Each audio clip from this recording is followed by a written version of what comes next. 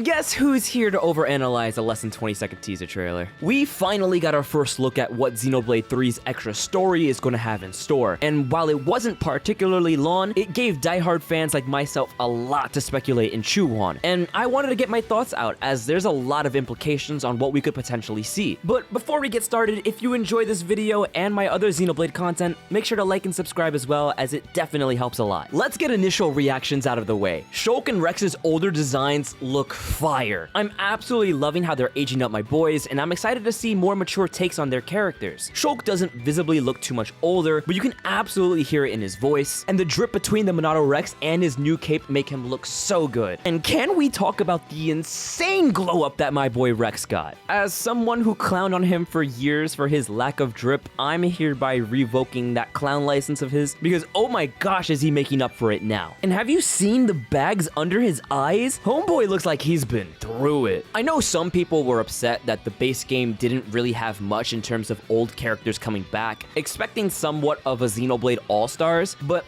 I'm personally happy that they let the main story of Xenoblade 3 be its own thing with its own identity. But now that we're in DLC territory, it's the perfect time to go absolutely hard with fan service, and if I get to see other party members from 1 and 2 as adults, I will lose my mind, especially for the cast of 1, since we didn't get any real kind of showing from them from the base game. We did get a look at Xenoblade's 2 cast, but the less I think of this picture and the wars it started online, the better. But these boys aren't alone, as there's an elephant in the room with Alvis being back, and seemingly standing against Rex and Shulk, which brings a huge amount of questions forward. Last we saw Alvis, he agreed to Shulk's desire to let life walk its own path without interference from him or anyone else wielding the Monado. But what could have made him take such a drastic turn? My initial thoughts were maybe he decided to step in once the 2 worlds of the first 2 games were set on their collision course, and decided to take matters into his own hands to do what he thought would be best for both. But after putting on my tinfoil hat, I think we may be in for something even crazier. What if Alvis is the reason why the collision of the worlds is happening in the first place? Rex straight up calls him a heartless machine, and for that boy to call anyone that, he either went through insane character development in the time between Xenoblade 2 and now, or Alvis must have done something heinous to warrant it. The biggest clue towards this could actually have been in Future Connected, as the portals that the Fog Beast came out of look extremely similar to the light that Alvis is in front of. On top of that, the Fog Cane looked eerily similar to enemies from Xenoblade 2, which suggests that the Fog in some way preceded the 2 worlds joining together, which could also potentially tie back into the Black Fog from Xenoblade 3 that led to Annihilation events. All of this leads me to think that there's definitely some sort of connection between them all. Or if he isn't responsible for the collision, maybe somehow he was at the center of the beginnings of Mobius, and he plays a key part into establishing the cycle of rebirth and Zed. I don't know, I'm spitballing here, but it could be a way of exploring more of the beginnings of the world of Ionios.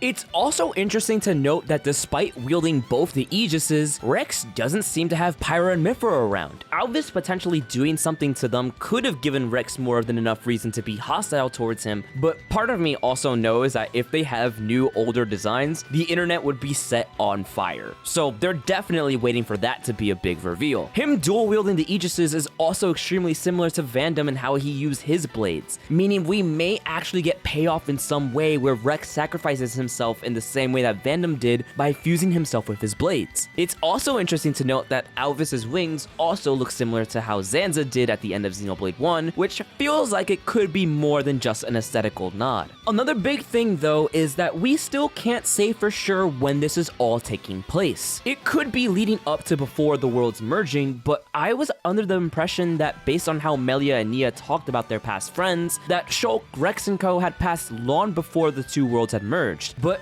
I could be wrong, and they were actually around to see the beginnings of Ionios. Or, who knows, maybe this could be happening right at the end of Xenoblade 3 before the worlds attempted to merge again. The timing of when this takes place is definitely important though, as pretty much all of Xenoblade's extra story centered around their themes of their respective games. Xenoblade 1 is all about looking towards the future, and in Definitive Edition we got the epilogue Future Connected. On the other hand, Xenoblade 2 got Torna, a prequel story which fit the game's themes of looking back at the past. But 3 finds itself in an interesting position where its entire narrative is centered around living in the present. If I had to guess, maybe 3's DLC story will represent this in some way. Even though we're not sure about when and how the story beats between Rex, Shulk, and Alvis unfold, we definitely know that we're getting some sort of prequel material as we got our first look at what potentially looks like one of the founders. There's not a whole lot to go on with this clip, but it is interesting to see if this area, which seems to be a look at part of Bionis, is a lot closer to how Bionis' legs / Gour Plains looked like in Xenoblade 1, with not having too many elements from Xenoblade 2's world. While most were probably expecting a story involving the founders to be during the first moments of Ionios' existence, it could be possible that they play a role in the story before the worlds collided. We also don't know who this granddad is that the character mentions, but the fact that they're mentioning any sort of familial term means that they're outside of the cycle of rebirth and not bound by the 10-term lifespan. And what's really interesting is that for a few seconds, we see what looks like an Ouroboros emerge from the character, and it looks separate from himself, which we've never seen before. It could be something similar to how Mobius had their own forms before interlinking, or it could be something entirely new. We obviously still don't know a whole lot about the founders, but this DLC could absolutely be room to explore more about the origins of them and the first conflicts against Mobius, potentially with us finding out even more about consoles X, Y, and Z, which we were told were the original Mobius, but didn't get the chance to see a whole lot of who they are and why they turned out the way they did. Outside of this speculation though, I'm really excited to see what's in store for this DLC. This could also serve as an opportunity to give us definite answers for some of the loose ends in Xenoblade 3, for stuff on whether or not Mio is actually Nia's daughter, and why Riku knows so much about